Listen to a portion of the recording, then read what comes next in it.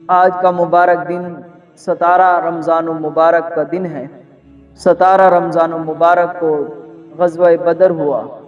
اور آج انہی کی یاد میں کچھ باتیں عرض گزار کروں گا۔ سب سے پہلی بات یہ کہ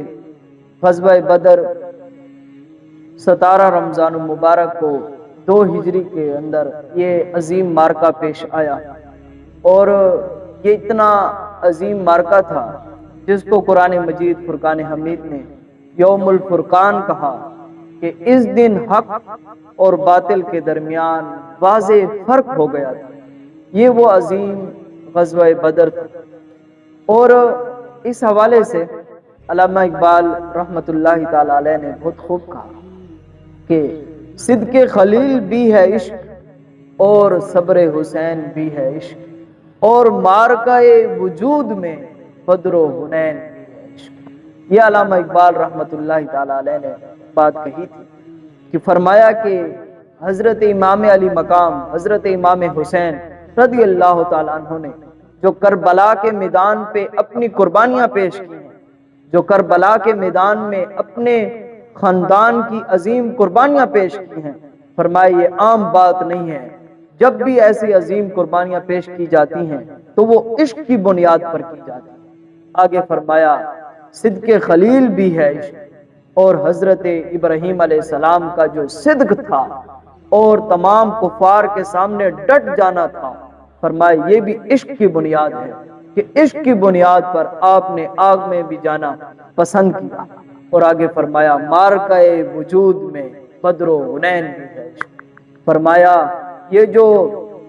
رسول کریم صلی اللہ علیہ وسلم کی ظاہری حیات کے اندر مختلف معرکے پیش کیے گئے، جیسا کہ بدر کا معرکہ ہو گیا، احد کا معرکہ ہو گیا، فرمایا یہ ایسی بات نہیں ہے کہ کوئی اور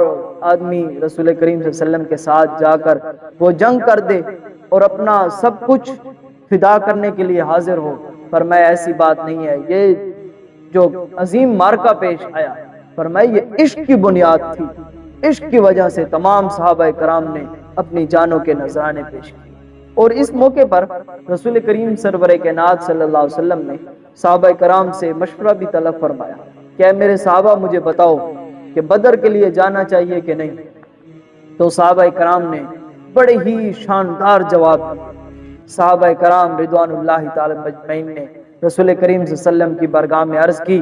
یا رسول اللہ صلی اللہ علیہ وسلم بدر تو سامنے ٹھہرا ہے، یا رسول اللہ آپ حکم دیں، ہم کیسو کسرا کے ساتھ بھی جنگ کرنے کے لیے تیار ہیں۔ یا رسول اللہ صلی اللہ علیہ وسلم آپ حکم ارشاد فرمائیں، ہم اپنے گھوڑے جو ہیں وہ سمندروں کے اندر بھی ڈال دیں۔ یا رسول اللہ صلی اللہ علیہ وسلم آپ صرف حکم فرمائیں، ہم اپنی جانوں کو حاضر کرنے کے لیے تیار ہیں۔ اب پھر دوسری بات یہ ہے کہ بدر کے میدان میں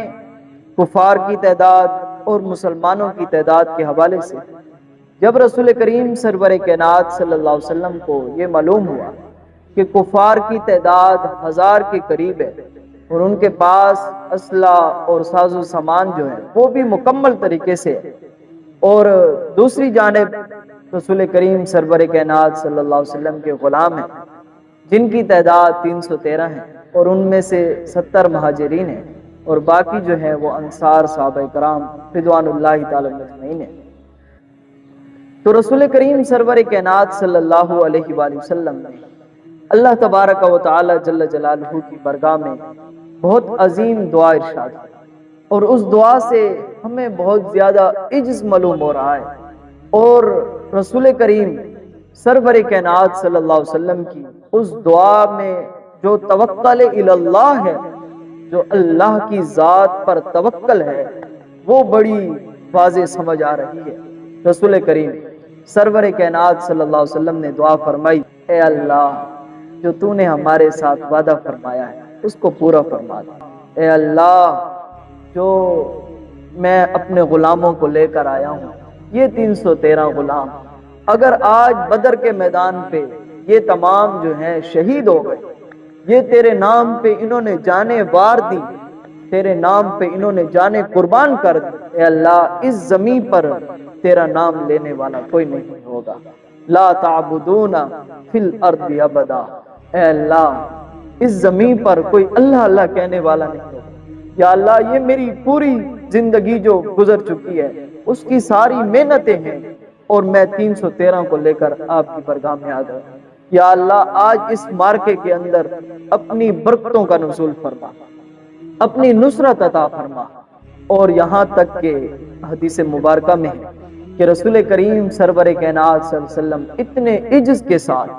اور اتنے دل کے خلوص کے ساتھ یہ دعا فرما رہے تھے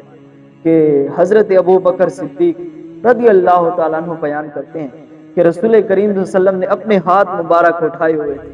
یہاں تک کہ آپ صلی اللہ علیہ وسلم کے جو جسم اطہر پر چادر مبارکہ تھی وہ گرنے لگی۔ حضرت ابو بکر صدیق رضی اللہ تعالیٰ عنہ فرماتے ہیں کہ میں نے وہ چادر اٹھا کے دوبارہ رسول کریم صلی اللہ علیہ وسلم کے جسم اطہر پر ڈالی، اور میں نے عرض کی یا رسول اللہ صلی اللہ علیہ وسلم، جو آپ اتنے عجز کے ساتھ دعا مانگ رہے ہیں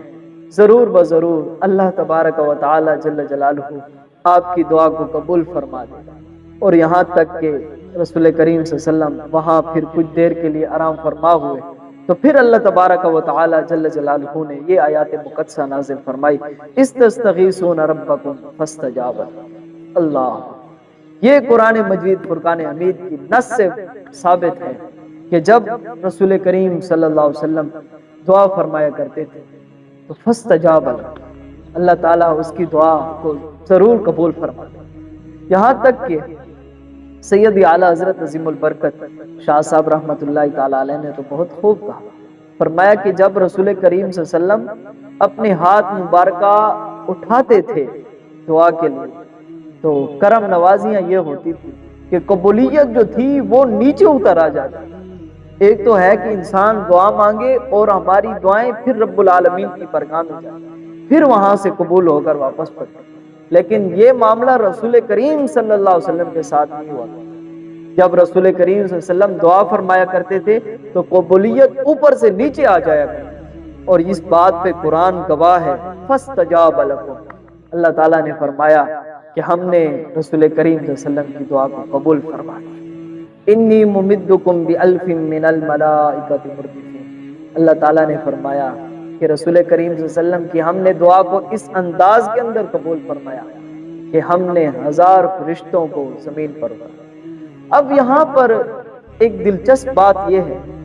کہ اللہ تبارک و تعالی جل جلالہ نے فرشتوں کی جو تخلیق فرمائی ہے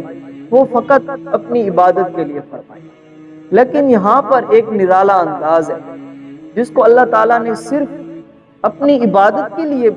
بنایا ہے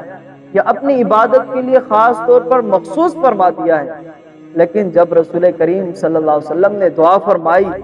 تو اللہ تبارک و تعالی جل جلالہ نے فرشتوں کو فوراً حکم دیا کہ اے میرے فرشتوں، میں نے تمہیں جنگ اور جدال کے لیے نہیں بنایا تھا، میں نے اس لیے نہیں بنایا تھا کہ آپ نے تلواریں لے کر زمین پر لڑنے کے لیے جانا ہے، فرمایا اس لیے تو نہیں بنایا تھا، لیکن آج میرے محبوب کے ہاتھ اٹھ گئے، آج میرے محبوب نے میری بارگاہ میں عرض کر دی ہے، یا اللہ ہماری مدد فرما دے، آج میرے محبوب کو آپ نے رسوا نہیں کرنا، آپ جلدی جلدی جائیں اور میرے محبوب کی مدد کرنا۔ اور اس بات پر قرآن مجید فرقان حمید گواہ، رسول کریم صلی اللہ علیہ وسلم کے صحابہ کا بدر کے میدان پر اللہ کے فرشتوں نے مدد اور نصرت فرمائی۔ انسان اور مومنوں کو ہر وقت اپنے خالق لم یزل ذات پر توکل بھروسہ ہمیشہ کے لیے کرنا چاہیے۔ اللہ تبارک و تعالی جل جلالہ جو مومنین ہیں جن کا اللہ تبارک و تعالی جل جلالہ پر توکل ہوتا ہے، اللہ تعالیٰ ان پر کرم نوازیاں فرماتا ہے اور ان کی نصرت فرماتا ہے۔